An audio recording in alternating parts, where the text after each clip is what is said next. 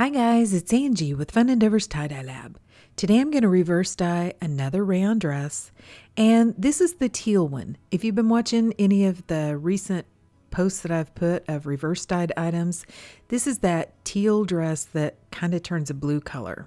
I'll explain more a little bit later on in the video. This dress is a Time and True brand dress which I purchased from Walmart, and it's 95% rayon and 5% spandex. I'm going to tie this dress with diagonal sinew lines. I'm not really going to measure the distance between the lines. I'm just going to kind of make it a little bit random, but I'm not going to make the lines super far apart. I'm also going to start the lines at one corner of the hem of the dress. I'm choosing to use sinew because I am going to do a reverse dye or a color removal process on this dress. So the sinew, because of the wax coating, will help to keep those teal lines from totally having all the color removed from them. I do still want the teal accent lines in the dress.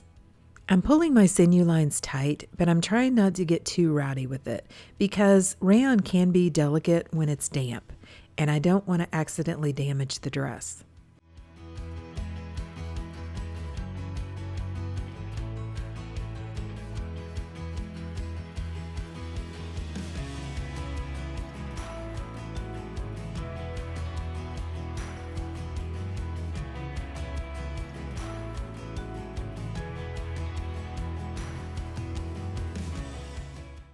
For the color removal process, I'm going to use a product called Out White Brite Laundry Whitener.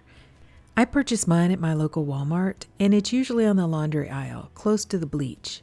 It's not a bleach product though, so it won't have to be neutralized, and it also won't damage the fabric the way bleach will.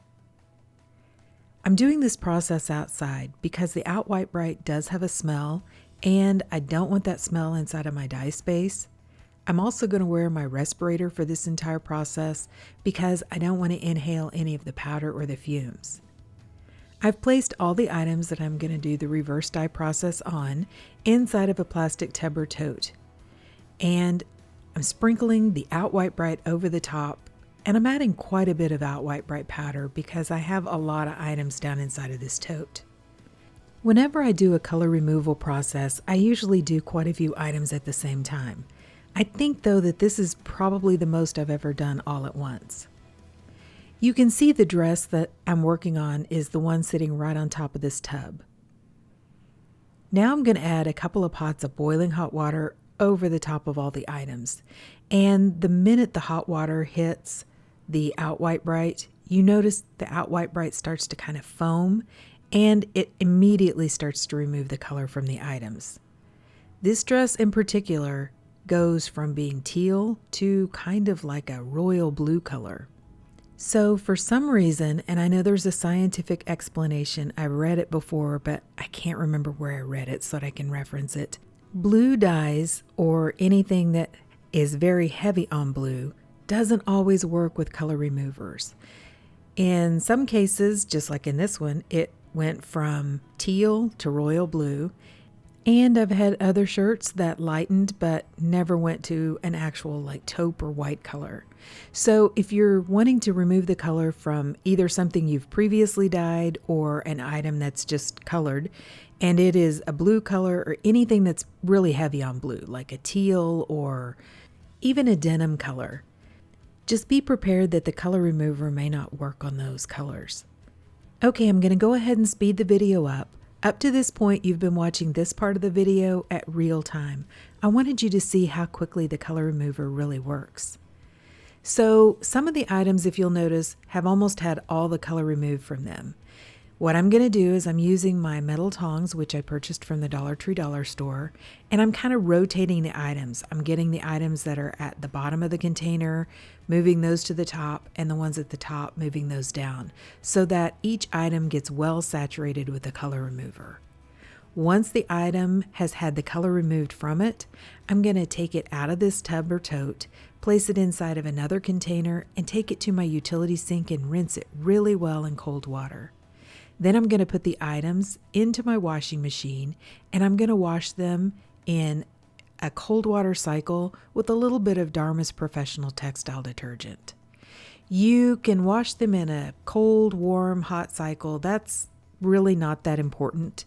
The purpose for washing the items for me is to get out the residue from the Out White Brite and to get out part of the smell. I don't generally have a problem with the smell lingering in the clothes that I do this color removal process from. And I think part of the reason is because I wash them after I do this process.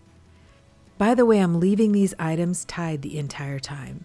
And after these items come out of the washing machine, I'm going to place them into a soda ash solution and allow them to soak for about 20 to 30 minutes.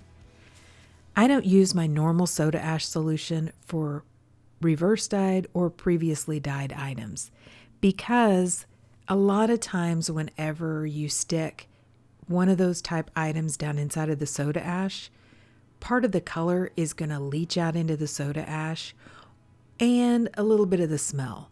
So this dress in particular turned my soda ash solution a blue color.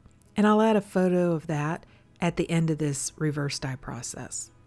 So after I've soaked all of these items in my soda ash solution, I'm going to go ahead and get rid of that soda ash solution and mix up a clean one to use on my regular tie-dyed items.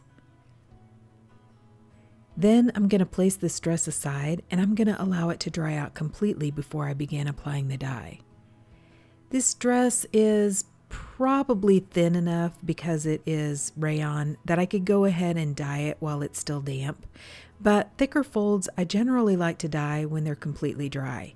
And that's because I normally get better color saturation in the center of the fold. If you'd like a little more information about this topic, I have a tie-dye blog out on my website. And I have a blog post that discusses this topic in more detail. I have a link to my website down below this video in the description. Okay, so now you can see what color the dress ended up.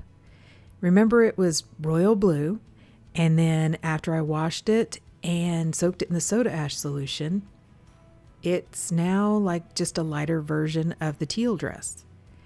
That happens sometimes. You know, I have used a color remover on an item before. It turned a totally weird color. And then after it was washed and soaked in soda ash, it was a totally different color. So you just never know until it's been through the washing machine and the soda ash solution exactly what color your item is going to be. But with this one, I'm happy it turned out just a little bit lighter version of the teal dress. I don't know how I would have dyed over that royal blue dress very easily. So because this dress is a teal color, I have to factor in that I need to choose colors that will go over the teal color. So I've chosen some purples and some blues because I thought they would go really nicely with the teal. I've also chosen colors that are dark enough that they're going to cover over the teal and not be influenced so much by the teal. What I mean by that is if I chose like a light purple, I would need to take into account the fact that the teal color might blend with the light purple color and make a color I'm not happy with. The purples I've chosen and the blues I've chosen are both dark enough. They're going to go over the teal without the color of the teal influencing those dye colors very much. I'm also going to apply the dye over the top of the ice because I want a little bit softer feel. So I've placed the dress down inside of an expandable colander, and then I've placed the colander over the top of a plastic tote. I'm going to fill the colander with ice, and then I'm going to randomly apply the dye colors over the top of the ice. So here are the dye colors that I'm going to use on the dress. I'm using plum wine, elderberry, and ice dye blue from Dye Spin. I'm also using Spanish lavender, which was a 2024 spring muck dye color from Dharma, so I don't believe that one's available any longer. I'm also using sky blue, deep space, and sapphire blue, which are all Dharma colors. Then the last color that I'm going to use is royal purple from Grateful Dyes. Then I added an additional sprinkle of dry soda ash over the top, and then placed this container aside and allowed the ice to melt. After the ice melted, I left the dress for about 24 hours before I began rinsing it.